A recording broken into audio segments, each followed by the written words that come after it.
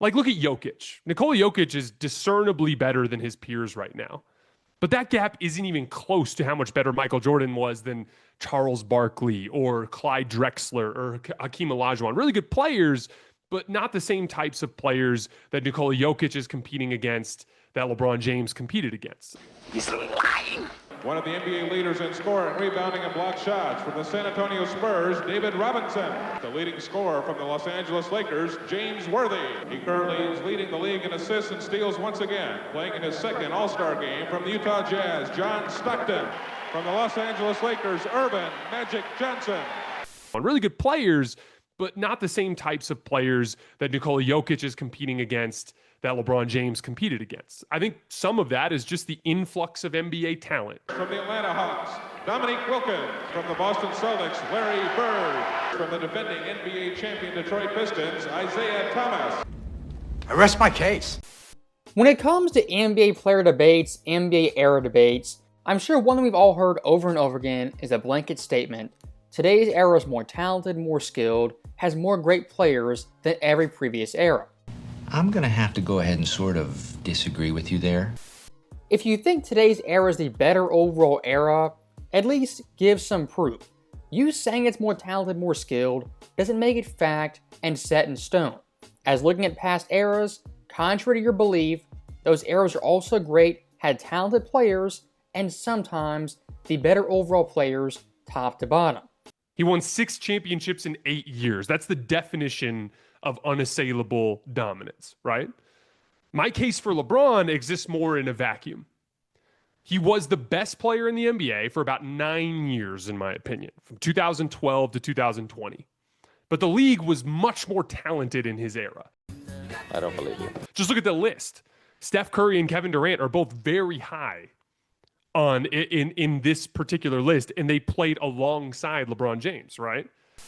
So stopping that clip right there very quickly, that dude obviously a big time LeBron James fan and a big fan of the modern era. And the one mistake he makes is that blanket statement, today's players compared to the past are simply better. Any proof, stats, data, anything? Of course not. So let's do a side-by-side comparison, 1991 versus 2012. LeBron's first championship season versus Michael Jordan's. The All-NBA first team 1991. You had Magic and Jordan as the guards, Malone and Barkley as the forwards, and David Robinson as the center. In 2012, the two guards, Chris Paul and Kobe, the forwards, LeBron Durant, and its center, Dwight Howard. So looking at both those first teams right there, I mean pretty stacked 1 through 5. Want to say 91 is better? You can make that case. Want to say 2012 is better? I wouldn't agree, but a strong case could be made. Here's my overall point. Looking at both those years, the best players in the NBA, the gap in talent and skill across 20 plus years isn't that much different. But the league was much more talented in his era. I'm sorry, I'm allergic to bullshit. And if you reference that Bleacher Report Top 100 list, which this guy did, the 1991 first team actually looks a tad bit better. As Magic on that list ranked 4th, Jordan was 1st, Malone 22nd, Barkley 25th, and Robinson 19th.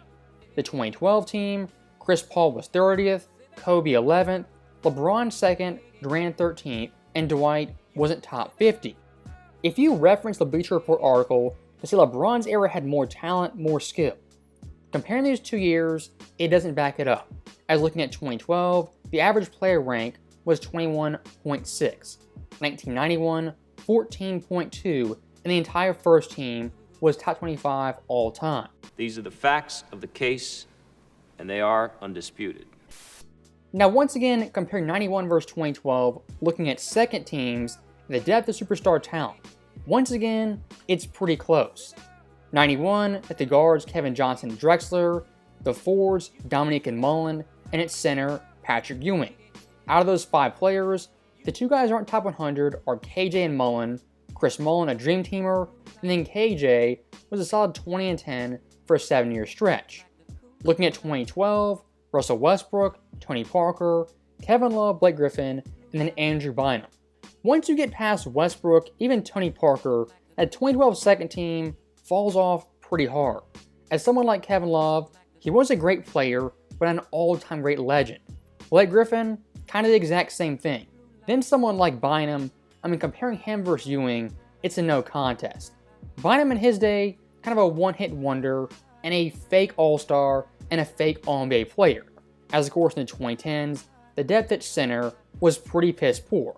Second consecutive All-Star game, Joakim Noah. Another two-time All-Star, Roy Hibbert.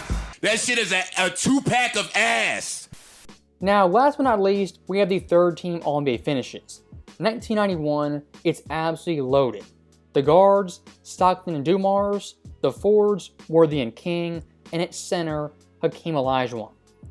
Looking at those 5 players right there, all 5 on the Bleacher Report's list were top 100, and guys like Dream and Stockton, of course, top 30. Now looking at 2012, the overall superstar star depth kind of falls off. As looking at the guards, you have Wade and Rondo, the forwards, Dirk and Melo, and at center, Tyson Chandler. When comparing 91 versus 2012 straight up, first team versus first team, second team versus second team, then third team versus third team, all those lists had great players. But for 91, more all-time great players, and superstar-wise, much more depth, especially on the third team. Now, speaking of depth, look at that year's MVP race. First place, Michael Jordan. Second place, Magic. Third, David Robinson. Fourth, Barkley. Fifth, Malone. And sixth, Clyde Drexler. Seventh place, Kevin Johnson, the first non-Hall of Famer. Eighth, Dominique Wilkins. And ninth, Larry Bird. Looking at that list right there, it's absolutely loaded.